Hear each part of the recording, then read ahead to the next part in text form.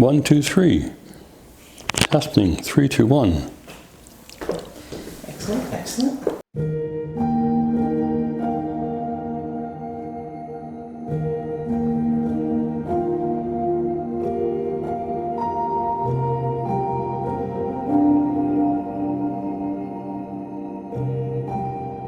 I was born and began life in Nova Scotia. Our family is from a small village called East Chesapeake. Not many people know it other than people who live in East Chesapeake. My dad was in the Canadian Air Force when I was growing up, and so we were stationed on Air Force bases. I was born while the family was living on an Air Force base in downtown Halifax. We were a Catholic family. We went to Mass every Sunday. I would never miss a Mass on Sunday. You know, in the family, my mother had an uncle who was a bishop, Bishop Ned Jennings. She had an aunt who was a sister of Charity of the Immaculate Conception in St. John, New Brunswick. You know, when I was a slightly younger boy, I was very impressed with the RCMP, and I really wanted to become a Mountie. When we lived in Port-de-Prairie, our parish priest at that time said to me one day, "Would you like to be an altar server?" So I got involved in the parish through becoming an altar server. And I found myself at that point getting more and more involved in the parish, doing things for the pastor. The more I experienced of him, the more I said to myself, I think I'd like to be like him. And I began to think less of the RCMP and thought more of the priesthood. There was one weekend, they were having a vocations exhibit, and our pastor rented a bus, got as many kids as he could from the parish onto the bus. We went to St. Boniface for the day. Well, this was something else. I had never seen so many different kinds of priests and nuns, and so we see these different habits and everything else, and I mean, this was a real eye-opener. And the more I came to understand things, I found myself almost more attracted by religious life than by priesthood.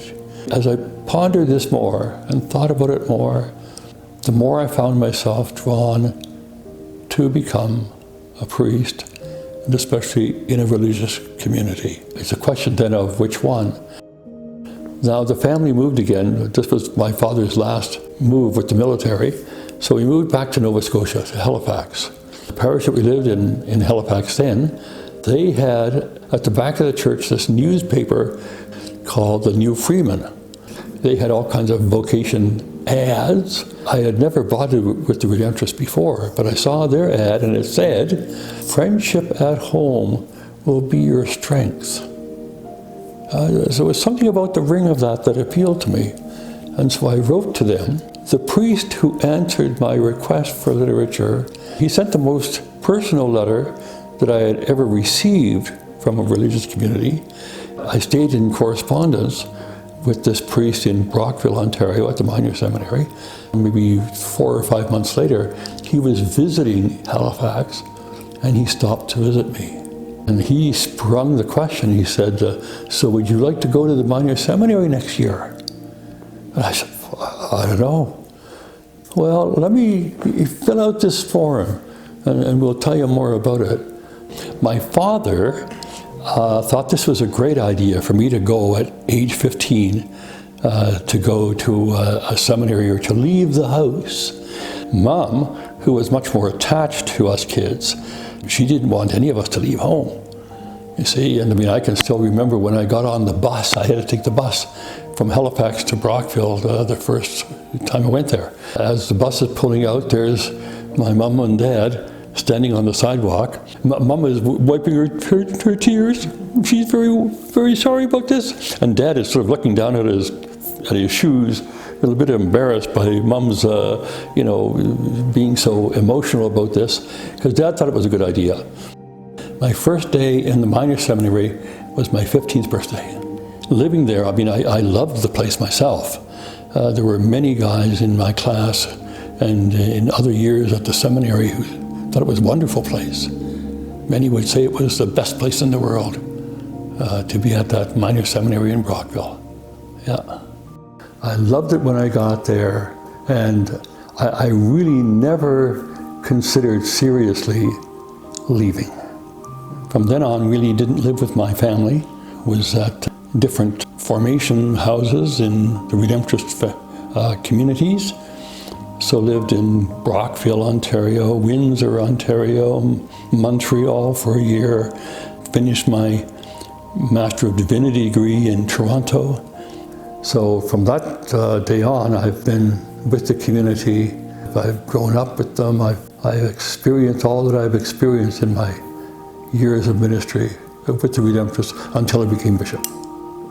I was ordained a priest on May the 7th, 1977 in Toronto, Ontario, which is where we had our house of studies. My first assignment was as a deacon and then as a priest again, was in St. John's, Newfoundland. There's a parish that the Redemptorists still have in St. John's called St. Teresa's. So that was my first assignment, and then I was assigned to our House of Formation in Toronto, where our theology students were studying, and then I was sent to Windsor, Ontario as the novice master for our province of Redemptorists. There was 1 year I didn't have novices, and so the provincial superior offered me to take a sabbatical. And I went to West Hartford, Connecticut, St. Joseph's College, and got a master's degree in counseling and spirituality. After that, I was assigned on the mission team, preaching missions out of Toronto. Then I went on a youth mission team, did that for 3 years. The first year was in Toronto, second year is in St. John's, Newfoundland, and the third year in St. John, New Brunswick. And then I was assigned off of that team to be the rector and pastor at St. Patrick's Church in Toronto. And then I was sent to St. Joseph's Parish in Grand Prairie, which is where I was building a new church. We were just about to finish building a new church when I got a call from the nuncio saying that the Holy Father wanted me to be a bishop. And I mean, it never occurred to me that I would be somehow a candidate for this. Never entered my mind that I could be a bishop. Never. One day, one of the other priests here at St. Joseph's said to me, did a man phone you this morning with an Italian accent? I said, no, didn't phone me. Oh. So anyway, when I went back to the house, to the residence the priest lived at, I saw on the phone that had these ID of people who called, and here was one, Apostolic Nunciature. I thought, oh God, I don't know what that's all about. But because they were asking us for our opinions of different candidates, I said, well, maybe he wants me to clarify something about somebody that I gave him an answer to on something. On Monday morning, bright and early, the nuncio phones again. I answer the phone, and this person says, is Father Pettipas there?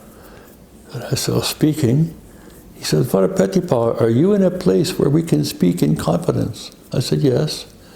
He said, I was talking to the Holy Father the other day, and he wants you to be the next Archbishop of Grouard-McLennan.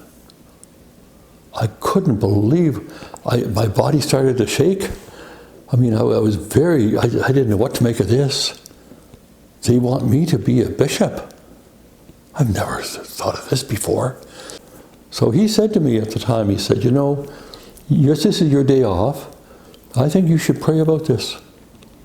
Really ask God, what do you want me to do? Do you want me to accept this? Is this what you have in store for me, Lord? Well, I did that. I went to the chapel, I prayed, I cried. This was so unexpected for me. I didn't know what all this meant. I couldn't see doing this, and yet I had to give an answer. It was a very difficult thing to think about and to agree to do. But at the end of my prayer and my crying, I decided that I didn't have a good reason to say no. And so maybe I should just accept that I should do this.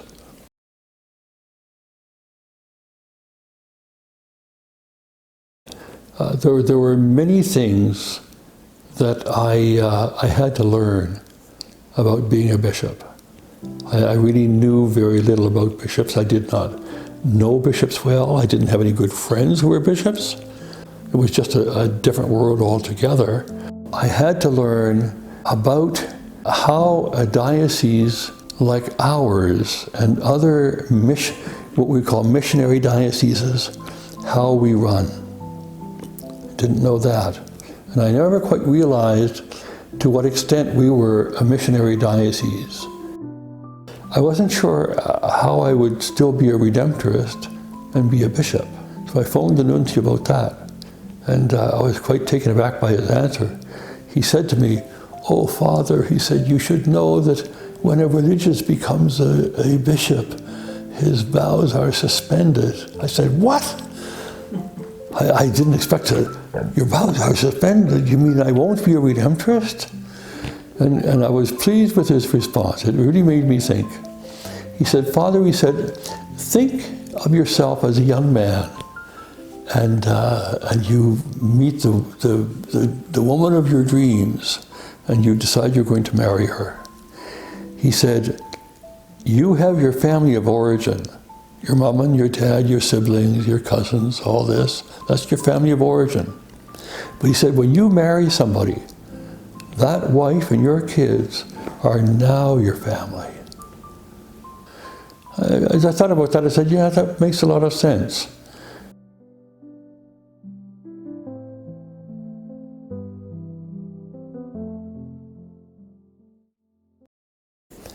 One of the things that happened to me fairly early in my term as bishop, I ended up as a member of a corporation of Catholic religious orders and dioceses who had worked on the Indian Residential School Settlement Agreement. This occupied a good deal of my first, let's say, 10 years as a bishop. I was breathing this. At the time, the Indian Residential School Settlement Agreement was being worked out, and there were certain financial responsibilities that were asked of the dioceses and religious orders that ran Indian residential schools. And our diocese had 6 residential schools in its history. And so we knew that there would be some expectation that we contribute to healing and reconciliation. To me, at that time, this was the most complex thing I have ever seen, this residential school settlement agreement. There was a lot that I needed to learn. And what made it even more acute for me, so this all happened, I think it was around February, March of the first year that I was bishop. I was ordained a bishop in January.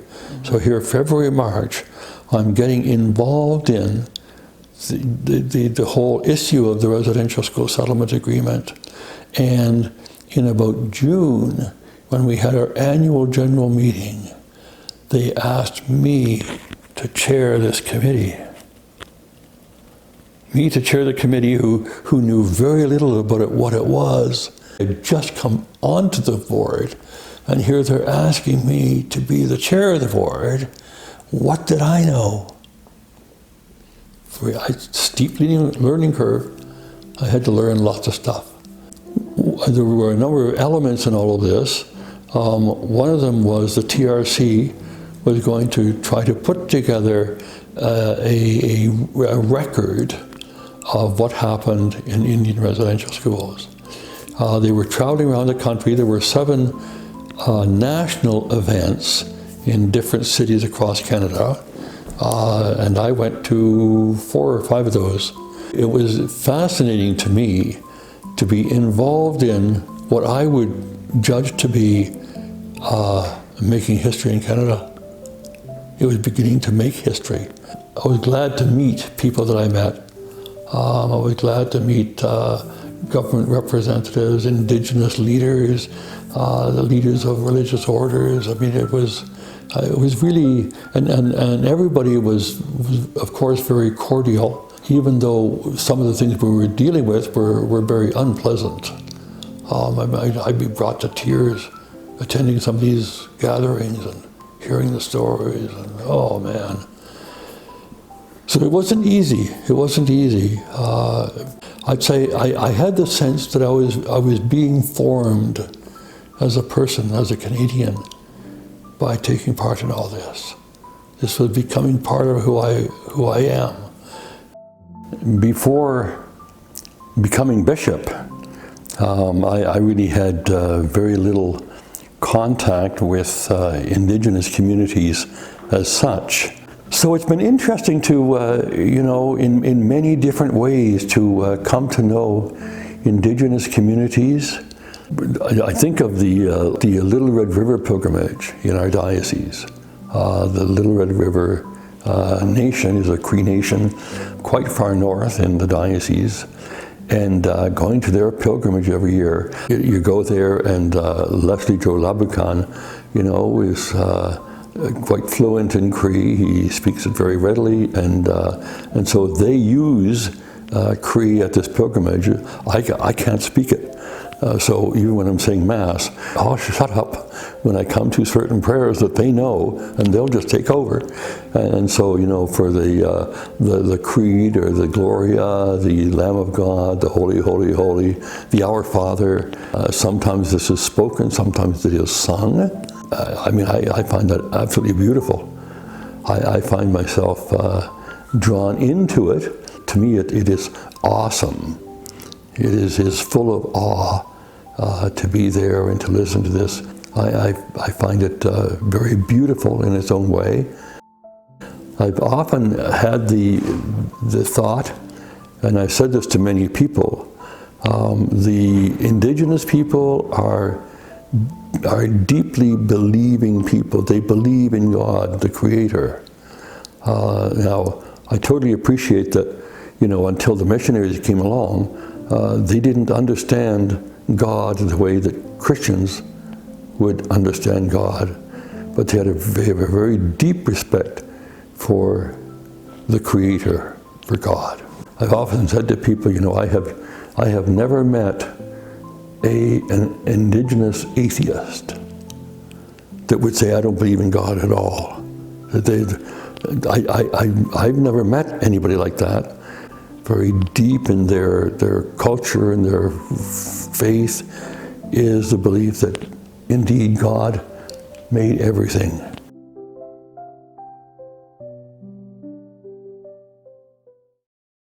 One of the things that I'd say we did under me as Archbishop, and I want to make sure that we don't lose sight of the fact that I'm not saying that I did it all. Okay, there were many, many people that I'm so grateful that I had at my side who helped me in all the things that I did as Archbishop. So one of them was, I would say, to put more structure into the diocese. We did not have an Archdiocesan Pastoral Council. There was a finance committee, but it was not very active. Tried to reconstitute the finance council. This served us very, very well. We called the whole Presbyterium, all the priests together, 4 times a year. There was very little communication between us parishes. We would never get a newsletter from the Chancery office in McLennan.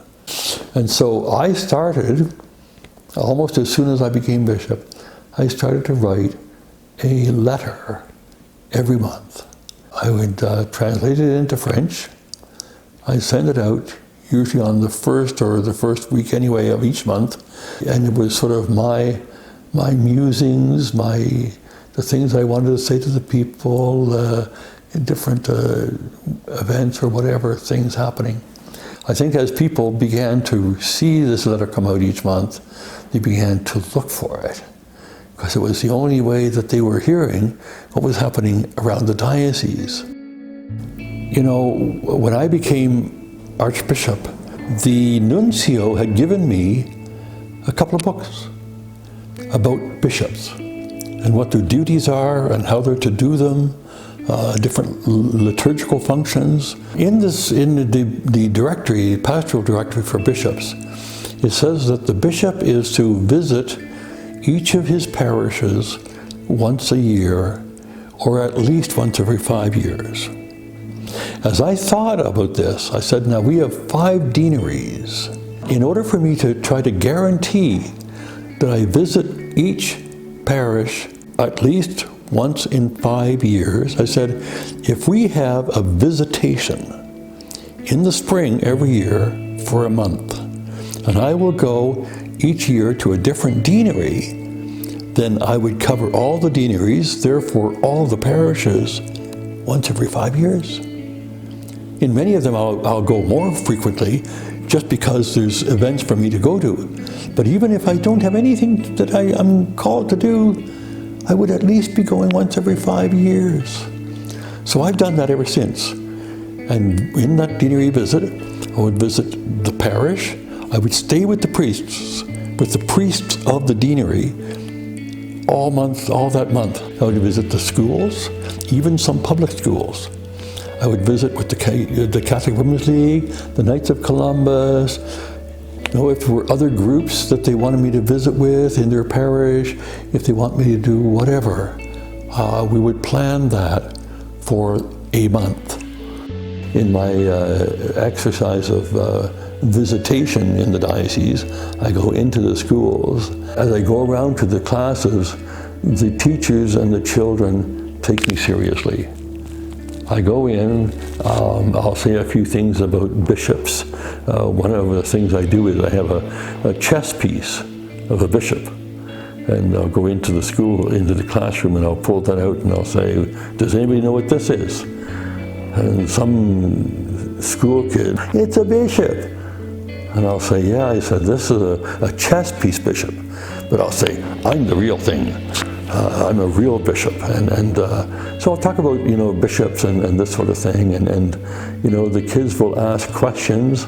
It's always interesting what they ask because it sort of reflects what's going on in their life, in their mind, as they think of the church. And I think our superintendents, our boards, are sincerely doing their best in trying to maintain the Catholicity of our schools. Is it perfect? You know, I keep thinking of Cardinal Ambrosic. He would say the perfect is the enemy of the good. When we try to make something perfect, we'll soon find out that our attempts to make it perfect are fighting against our attempts to make it good. And sometimes the best you can have is that it be good, because perfection doesn't exist.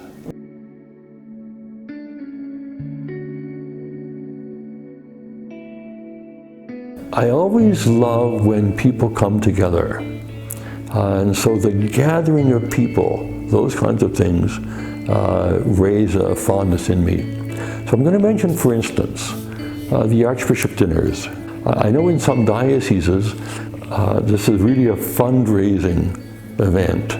We wanted this to be affordable for anybody who wanted to come. So we have never given in to the expensive per plate at an Archbishop's dinner. So that an ordinary couple, you know, not rich, not influential, just ordinary people could come and join us for that evening. I go to these dinners and I don't know how to say it, I enjoy them so much because I see that it's building community. All of this, I think, is huge. We went back to before I was bishop and what we were doing in the diocese. I think we would see now how much headway we've made in the diocese in terms of coming together, knowing one another, being involved with one another. We've crossed parish boundaries in the deaneries. We've crossed deanery boundaries in archdiocesan events. To me, this is, I see myself as leaving behind some kind of heritage. This is quite significant, I believe. And again, it isn't that I've done it all. We've done it. And I think we're a lot closer to one another, know one another a whole lot better, are committed, are more committed because of the things that we do. And so I say to myself, we're certainly a much better organized diocese. We know one another better. I think we care what happens around the diocese outside the boundaries of our own parish. And so our vision is much wider than it was before.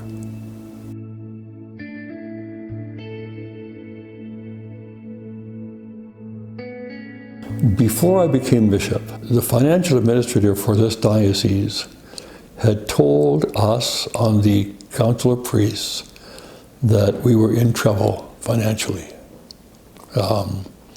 The way he said it to us, he said, "Fathers, I hate to tell you this, but our financial situation is so poor that if we don't change how we do things, we will be bankrupt in 5 years." Wow. Now that was before I became bishop. But when I became bishop, that sentence of his took on a much deeper meaning than when I first heard it. In 1967, as Canada celebrated its centenary, the Holy See decided to give the Canadian Church a present, a gift. They were going to make all of these missionary dioceses, called vicariates at the time. All the vicariates were going to become dioceses. And so they would be less dependent on Rome's help. They would be more independent, but in one sense, it didn't do much more than establish the diocesan structure rather than the structure of vicariate dependent on Rome. But the reality in our diocese really didn't change much. The reality is that our archdiocese has really never been self-supporting.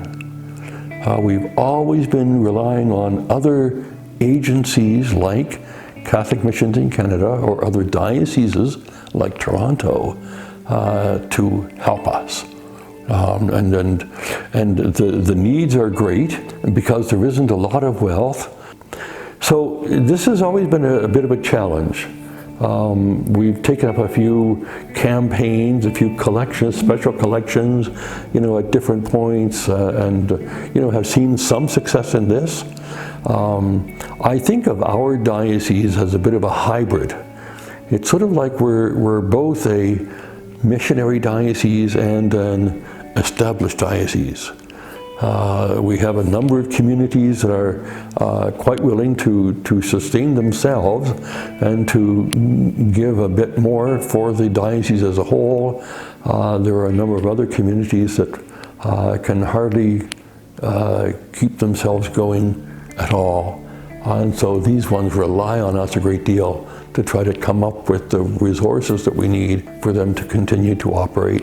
I can see that even though I'm getting ready to retire, Archbishop Duval and those who are in place will have to continue to work at this. And my hope would be that at some point we do become self-sufficient.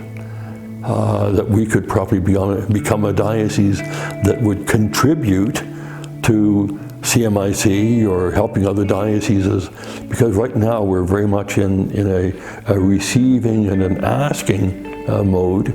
It'd be nice to be able to say, well, we help as well.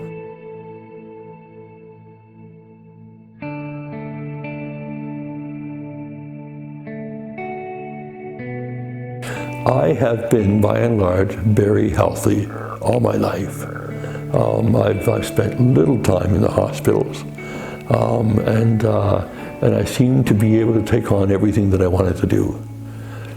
About 3 years ago, I was doing a deanery visitation in the Grand Prairie Deanery, and my first events were in Beaver Lodge. And on the first day of the visitation, we had just started, and I was in Beaver Lodge, and I did a few things with Father Michael Diaz, and at the end of the first day, I said, wow, I feel very different than I ever have in doing these visitations. I am tired. I felt whipped. And I said, gee, I never felt this before. Now, around the same time, I was diagnosed with prostate cancer. We lined up a series of 20 or 25 sessions of radiation therapy that I would do at the hospital here in Grand Prairie. You know, he warned me of certain things that would happen. As I went through these several sessions, I mean, it went over a month, but I never felt a thing. It was like nothing was happening until it was all over. Then I began to feel all kinds of strange things.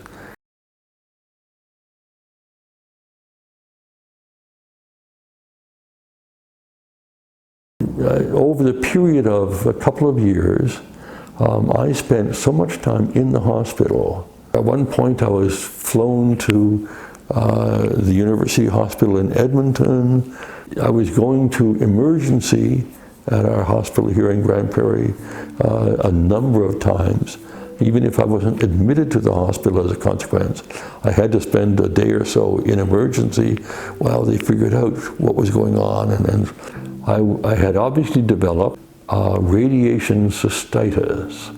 I was losing so much blood. They needed to give me transfusions of blood to make up for the loss of energies that I needed from blood. The therapy that he thought was best suited for my condition to make a difference would be hyperbaric oxygen. I ended up going to Edmonton, staying there for about a month and a half, taking this hyperbaric oxygen at the MIS, and that cleared up the bleeding. And so I didn't need to take transfusions anymore. Because I've been so healthy before in my life, even though I've always believed in God and I've prayed and all this is very true, but my complete reliance on God through prayer has become much more real to me than it ever was. I found myself praying in a different way. I found myself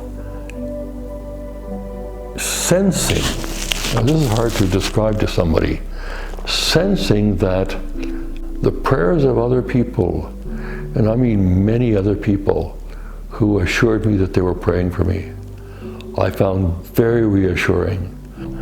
All kinds of parishes, individuals, CWL, Knights of Columbus, schools, everybody was sending me notes and cards saying, we're praying for you, Your Grace.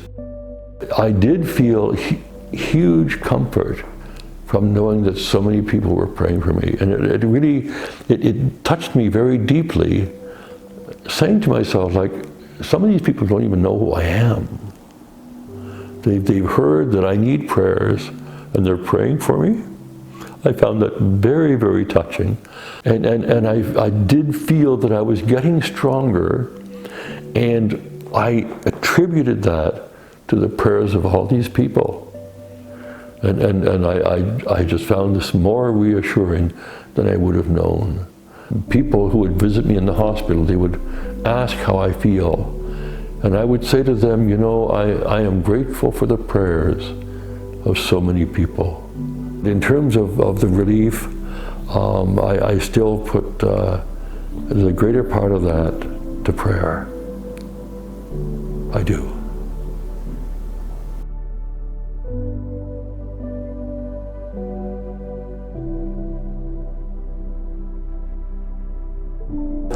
And so my ability to do things, because I was in the hospital or just was not able to handle just dropping everything and going somewhere in the diocese, which I'd always been able to do, I wasn't able to do anymore.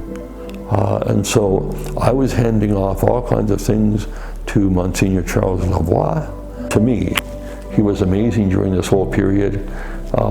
He very quickly and easily took up tasks that I was supposed to do, confirmations and stuff like this. I would just mention to him, I don't think I can do this particular thing next week. He'd say, don't worry about it, I'll do it. But it meant that I was doing less and less. He was doing more and more. So it really made it very difficult for me. Much of the diocese I did not see for a good 2 years. I began to see that indeed my abilities were greatly reduced. And since the retirement age for bishops in canon law is 75, I began to think of needing to retire. This diocese needed better than I could provide, given my health. So I asked the nuncio, the Pope's representative in Canada, I asked him if I could have a coadjutor archbishop, somebody who would be an archbishop who would be with me until I retire. And so that was granted by none other than the cardinal who is now Pope Leo. He gave the nuncio permission to start looking for a coadjutor to work with me. And so that's what we've ended up with. Archbishop Duval was ordained, and so he's been with me ever since. I think it's going very well. He's been able to pick up a great deal by our living together, and what I go to, he now is going to. And sometimes when I can't go, he goes. We're working well together.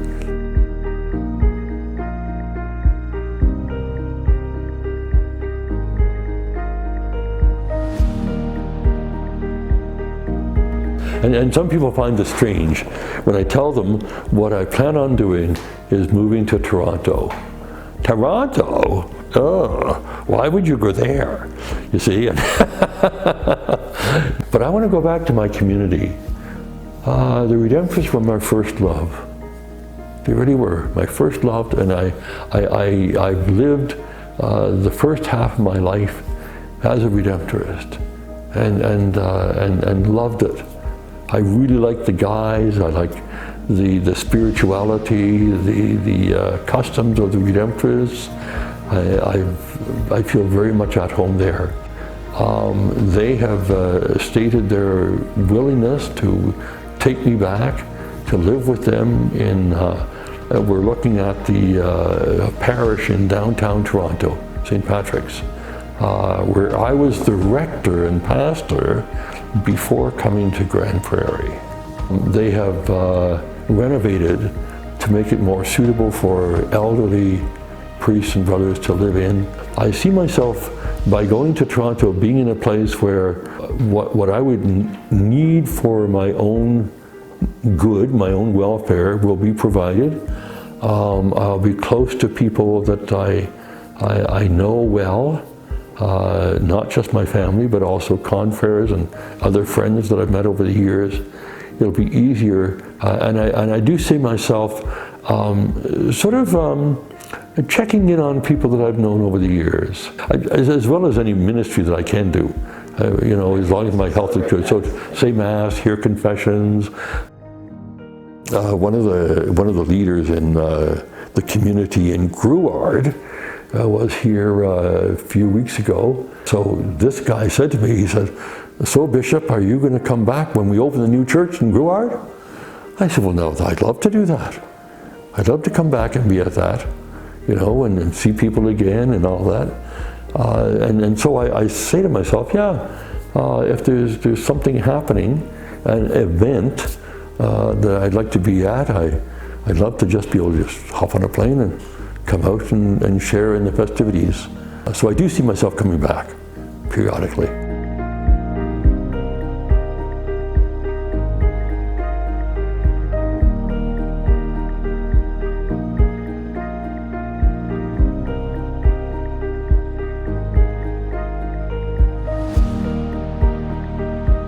Let's see now. A parting message. Well, I would, there's nothing specific, it's more generic.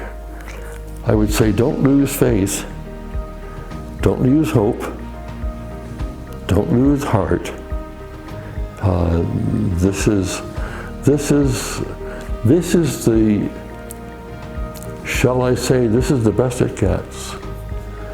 So be present to the community, be present to the diocese and to your parish, be present to the people in your community. Step out and share what you have with everybody that you meet. Give of yourself, because you are a gift to everybody else, just as everybody else is a gift to you. Amen, brother. Amen, brother. You bet.